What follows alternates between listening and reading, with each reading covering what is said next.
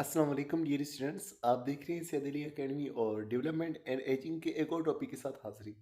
आज की इसी वीडियो के अंदर हम जिस टॉपिक का जिक्र करने वाले हैं वो है हमारे पास ट्विंस और क्वाड्रुप्लेट्स के ट्विंस क्या होते हैं और क्वाड्रुप्लेट्स क्या होते हैं। और उसके बाद एक और टॉपिक को भी डिस्कस करेंगे जो कि होगा अम्बिलिकल कॉर्ड और दूसरा प्लेसेंटा कि उनका स्ट्रक्चर किस तरह से होता है और वो किस तरह से बच्चे की डेवलपमेंट में सपोर्ट करते हैं। तो सबसे पहले हम जिक्र करते हैं ट्विंस और क्वाड्रुप्लेट्स के हवाले से। ट्विंस की हवा से और क्वाड्रुप्लेट्स, ट्विंस हम कहते हैं दो बच्चों को जो कि साथ में डेवलप होते हैं, साथ में जिनकी बर्थ होती है। और क्वाड्रुप्लेट्स जो है चार बच्चों को कहा जाता है कि चार बच्चे जो है अगर एक साथ में एक ही वॉर्म के अंदर डेवलप हो रहे हैं। अब यहाँ पर लिखा हुआ इनके हवाले से कि जो ट्विंस और क्वाड्रुप्लेट्स हैं ये मल्टीपल एम्ब्रियोज हैं और ये एक एग में से बनते हैं या कई ज़्यादा एग्स में से बनते हैं। जब ये कई ज़्यादा एग्स में से बन रहे हैं तो एग्स को फर्टिलाइज करने के लिए भी कई सारे स्पर्म्स होते हैं। अब मिसाल के तौर पर अगर दो एग्स हैं, दो के साथ दो स्पर्म्स मिलेंगे तो इस तरह से भी ट्विंस बन सकते हैं, या एक ही एग और एक ही स्पर्म ये दोनों जाइगोट को बनाएंगे, फिर वो जाइगोट आगे चल करके टूटेगा तो इस तरह से भी दो बच्चे बनेंगे, या मजीद जाइगोट टूटा तो इस तरह से चार बच्चे। तो ये इस तरह से ट्विंस और क्वाड्रुप्लेट्स जो है वो डेवलप करते हैं। सबसे पहले हम यहाँ ट्विंस का जिक्र करें तो लिखा हुआ है twins are the children which develop and are born together. वो बच्चे जो एक साथ डेवलप हो रहे हैं, एक साथ बोर्न हो रहे हैं, उन्हें हम ट्विंस कह रहे हैं। और ट्विंस की दो किस्में हैं, एक को आइडेंटिकल ट्विंस कह रहे हैं और दूसरी को फैटर्नल ट्विंस कहते हैं। इन आइडेंटिकल ट्विंस को दूसरा मोनोजाइगोटिक ट्विंस भी कहा जाता है और ये जो फैटर्नल ट्विंस हैं उन्हें दूसरा डाइजाइगोटिक ट्विंस भी कहा जाता है। अब मोनोजाइगोटिक ट्विंस क्या है और किस तरह से बयान किया जा रहा है, लिखा हुआ है जब सिंगल फर्टिलाइज्ड एग जिसको हम जाइगोट कह रहे हैं वो स्प्लिट हो जाए, टूट जाए तो दो एम्ब्रियोज बने। तो इस तरह से एक जाइगोट में से ये दो एम्ब्रियोज बने हैं तो इसीलिए इनको मोनोजाइगोटिक या आइडेंटिकल ट्विंस कहा जा रहा है। मोनो मतलब है सिंगल, सिंगल जाइगोट से बनने वाले ट्विंस। और क्योंकि वो एक ही जाइगोट से बने हैं, एक ही डीएनए उनमें मौजूद है, तो वो एक दूसरे के आइडेंटिकल होते हैं, तो इसलिए उनको दूसरा आइडेंटिकल ट्विंस भी कहा जाता है।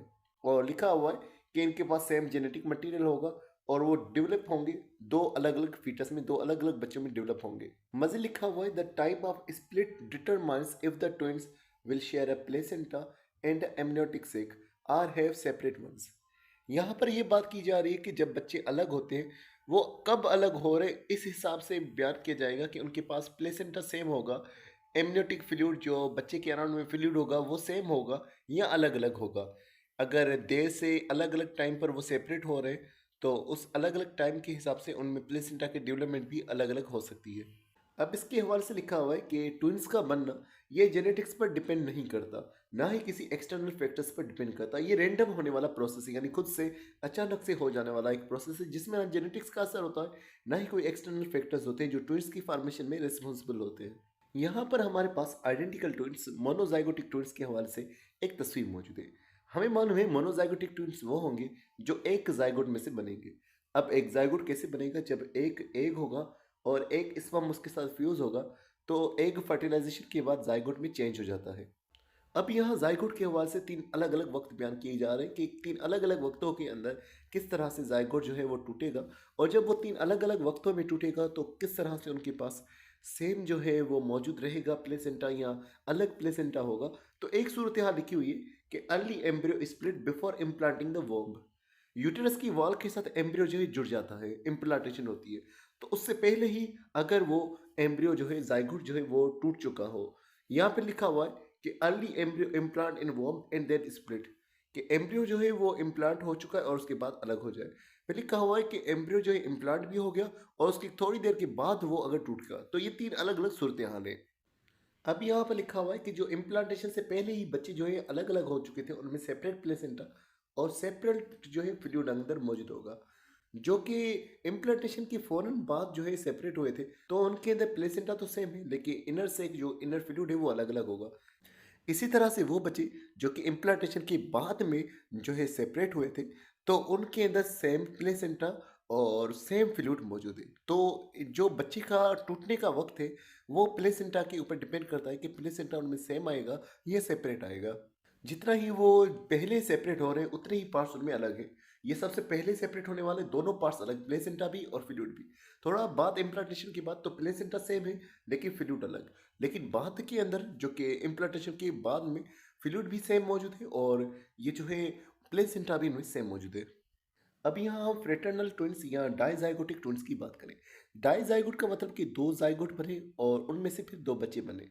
अब यहाँ पर बात किस तरह से होगी कि दो अलग स्पर्म्स होते हैं और वो अलग जो है एक के साथ मिलते हैं।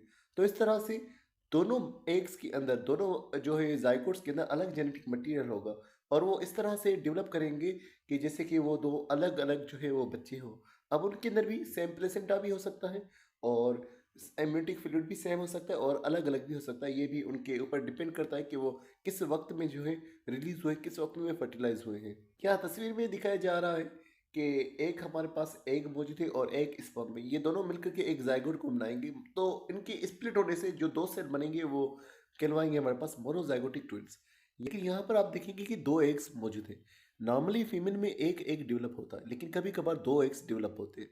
क्योंकि यहाँ पर अब दो एग्स मौजूद है तो दो स्पर्म्स को चांस मिलेगा फर्टिलाइज होने का, जाइगोट बनाने का। तो इस तरह से दो जाइगोट बनते हैं और डाइजाइगोटिक ट्विंस बनते हैं। क्योंकि इसके अंदर जेनेटिक मटेरियल डिफरेंट है, इसके अंदर भी जेनेटिक मटेरियल डिफरेंट है। यहाँ के क्रोमोसोम्स अलग होंगे, इसके क्रोमोसोम्स अलग होंगे। तो इस तरह से वो दो अलग भाइयों की तरह, अलग बच्चों की तरह वो मौजूद होंगे। अब यहाँ आप तस्वीरों में देखेंगे ये आइडेंटिकल ट्विंस को दिखाया हुआ है, सेम प्लेसेंटा लेकिन एमनियोटिक फ्लूइड जो है वो अलग अलग है। और ये हमने कंडीशन बयान की थी कि इम्प्लांटेशन के होते हुए ये अलग अलग हो गए तब ये कंडीशन डेवलप हो सकती है। यहाँ फ्रेटर्नल ट्विंस के हवाले से लिखा हुआ है कि सेपरेट प्लेसेंटा दोनों में मौजूद है, एमनियोटिक फ्लूइड जो है वो भी सेपरेट मौजूद है। तो क्योंकि ये शुरू से ही अलग अलग होते हैं, दो अलग अलग एग और स्पर्म्स मौजूद होते हैं, इस वजह से ये दोनों जो है अलग अलग प्लेसेंटा और अलग अलग फ्लूइड को डेवलप करेंगे। अब हम बात करते हैं क्वाड्रप्लेट्स के हवाले से। तो क्वाड्रप्लेट्स काफ़ी ज़्यादा रेयर होते हैं ट्विंस के मुकाबले में, लेकिन इनके अंदर भी सिमिलर पैटर्न होगा डेवलपमेंट का किस तरह से। मिसाल के तौर पर ये एक हमारे पास जाइगोट है, ये दो टुकड़ों में टूटा, फिर ये मजीद दो टुकड़ों में टूट गया, तो इस तरह से चार बच्चे बन सकते हैं। या फिर ये होगा कि ये हमारे पास दो जाइगोट मौजूद है, ये दोनों बीच में से टूट गए। जब ये दोनों बीच में से टूट गए तो इस तरह से भी चार बच्चे मौजूद हो सकते हैं। तो ये क्वाड्रप्लेट्स यानी कि चार बच्चों का बनना इस तरह से हमारे पास मुमकिन है। मजीद लिखा हुआ है कि eggs may be fertilized by multiple sperms. A single fertilized egg may split into multiple embryos. कि एक ही जो एम्ब्रियो है, एक ही जो जाइगोट है वो मुख्तलिफ एम्ब्रियोज में डिवाइड हो जाए या ज़्यादा जो है वो मौजूद होंगे एग्स और फिर वो टूट जाए। तो इस तरह से ये मामला हो सकता है।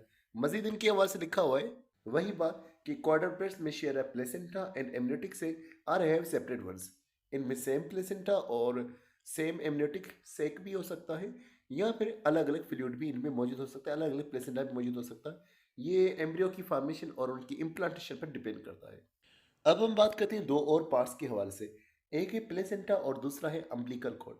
अगर हम प्लेसेंटा की बात करें तो लिखा हुआ है ये एक टेम्पररी ऑर्गन है और ये प्रेगनेंसी के टाइम पर ही डेवलप करता है, ये हमेशा मौजूद नहीं रहता। और अगर हम प्लेसेंटा की बात करें तो ये एक इंटरफेस है यानी कि एक बीच का रास्ता होता है और मदर के और बच्चे के सर्कुलेटरी सिस्टम के दरमियान में ये आपस में इंटरकनेक्ट हो रहा होता है। मदर का सर्कुलेटरी सिस्टम और बच्चे के सर्कुलेटरी सिस्टम को जोड़ के रख रहा होता है और मदर में और बच्चे में चीज़ों को एक्सचेंज कर रहा होता है। इससे प्लेसेंटा के हवाले से लिखा हुआ है कि ये दो हिस्सों में से बनता है। एक का नाम लिखा हुआ है कोरियन और दूसरे का नाम लिखा हुआ है डेसिडुआ। अब ये कोरियन क्या है, ये फीटस की आउटर मेम्ब्रेन होती है और ये डेसिडुआ क्या है, ये जो है लाइनिंग ऑफ यूटेरस होती है यानी कि एंडोमेटीरियम जो है उसी का हिस्सा होता है डेसिडुआ का स्ट्रक्चर।